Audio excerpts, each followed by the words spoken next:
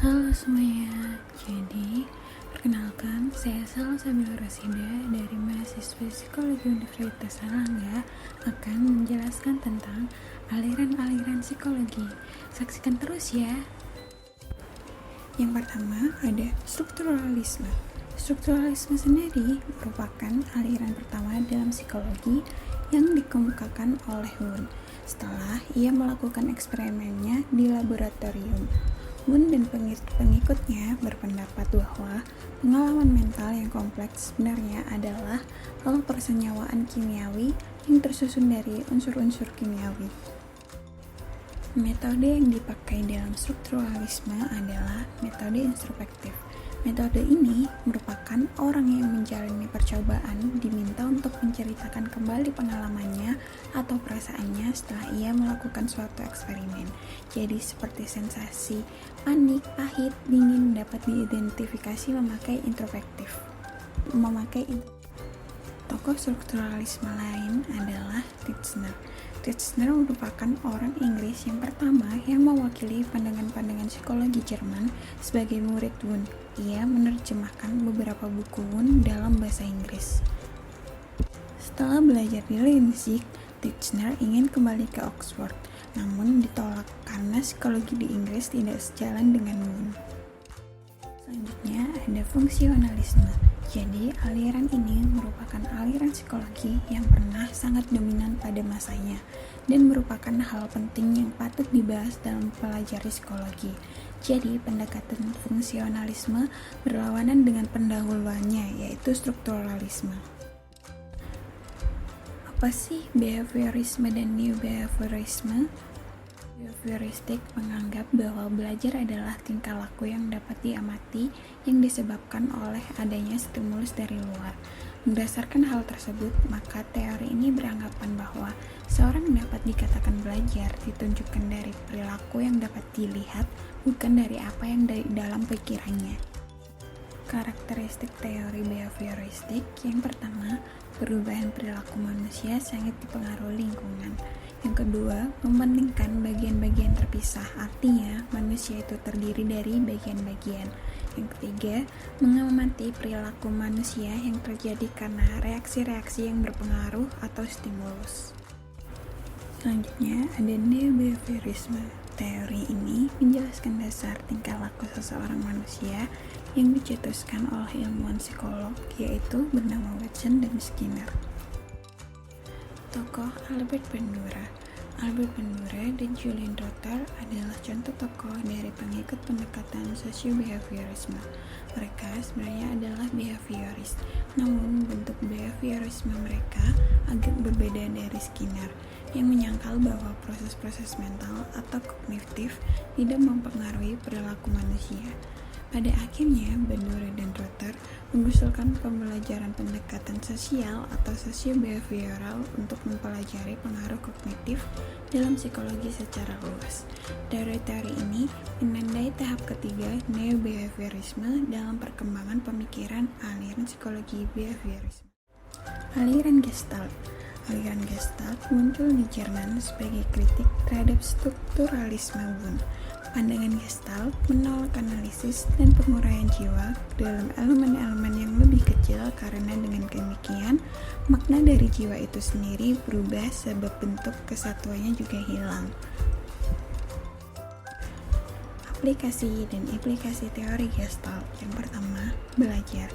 Proses belajar adalah fenomena kognitif apabila individu mengalami proses belajar, terjadi reorganisasi dalam perseptual field-nya.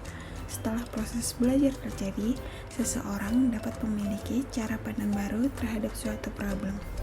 Beberapa prinsip belajar yang penting antara lain, yang pertama, manusia bereaksi dengan lingkungannya secara keseluruhan, tidak hanya secara intelektual, tapi juga secara fisik, emosional, sosial, dan sebagainya. Yang kedua, belajar adalah penyesuaian diri dengan lingkungan. Yang ketiga, manusia berkembang sebagai keseluruhan sejak dari kecil sampai dewasa, lengkap dengan segala aspek-aspeknya. Yang kedua, insight. Pemecahan masalah secara jitu yang muncul setelah adanya proses pengujian berbagai dugaan atau kemungkinan. Setelah adanya pengalaman insight, individu mampu menerapkan pada problem sejenis tanpa perlu melalui proses trial and error lagi. Psikoanalisa sendiri memiliki peran penting dari ketidaksadaran beserta insting-insting dan agresi yang ada di dalamnya dalam pengaturan tingkah laku menjadi karya atau temuan monumental Freud. Sistematik yang dipakai Freud dalam mendeskripsikan kepribadian menjadi 3 pokok, yaitu yang pertama, id. Id adalah sistem kepribadian yang asli dibawa sejak lahir. Dari id ini kemudian akan muncul ego dan superego. Saat dilahirkan, id berisi semua aspek psikologi yang diturunkan seperti insting, impuls, dan refleks. Ego berkembang dari id agar orang mampu menangani realita sehingga ego beroperasi mengikuti prinsip realita. Usaha untuk memperoleh kepuasan yang dituntut id dengan mencegah terjadinya tegangan baru atau menunda kenikmatan sampai ditemukan objek-objek yang nyata dapat memuaskan kebutuhan. Yang ketiga, superego. Superego adalah kekuatan moral dan etik dari kepribadian yang beroperasi memakai prinsip idealistik sebagai lawan dari prinsip kepuasan id dan prinsip realistik dari ego. Superego berkembang dari ego dan seperti ego, ia tak punya sumber energinya sendiri. Selanjutnya, dia psikoanalisa. Setelah mempelajari psikoanalisa, mereka merasa ada sesuatu yang salah dari teori psikoanalisa Freud. Adler menolak teori Freud yang mengatakan feminitas adalah neoritik, yang hanya memodifikasi ulang teori kepribadian Freud dan menghindari pengaruh seksual. Secara garis besar, metode-metode neo-psikoanalisa sama dengan psikoanalisa. Itu dikarenakan alam bawah sadar tidak dapat diobservasi, sehingga metode yang hanya bisa digunakan yaitu hipnosis dan analisis. Selanjutnya, ada teori kognitif. Teori ini yang mengatakan bahwa belajar merupakan suatu proses perubahan persepsi dan pemahaman yang dapat diukur dan diamati. Model ini lebih berorientasi pada studi bagaimana siswa belajar berpikir. Sedangkan humanistik meyakini pusat belajar ada pada peserta didik dan pendidik berperan hanya sebagai fasilitator. Pada dasarnya, manusia adalah makhluk yang spesial. Mereka mempunyai potensi dan motivasi dalam pengembangan diri maupun perilaku. Oleh karena itu, setiap individu adalah merdeka dalam upaya pengembangan diri serta pengaktualisasiannya. Selanjutnya, ada psikologi transpersonal. Psikologi ini berasal dari kata trans yang artinya melampaui dan dari kata persona yang artinya topeng. Transpersonal bermakna sesuatu yang melampaui gambaran manusia yang nyata atau yang tidak terlihat. Dengan kata lain, transpersonal berarti melampaui berbagai macam topeng yang digunakan oleh manusia. Psikologi transpersonal berfokus pada dimensi spiritual manusia yang dianggap bahwa dalam dimensi tersebut ternyata mengandung berbagai potensi dan kemampuan yang luar biasa yang kadang diabaikan. Hal ini berhubungan dengan pengalaman subjektif atau yang dinilai secara pribadi, menurut pandangannya sendiri atau dari pengalaman luar biasa yang dialami oleh seseorang. Sedangkan pendekatan psikologi timur didasarkan pada introspeksi dan pemeriksaan diri sendiri yang menuntut banyak energi.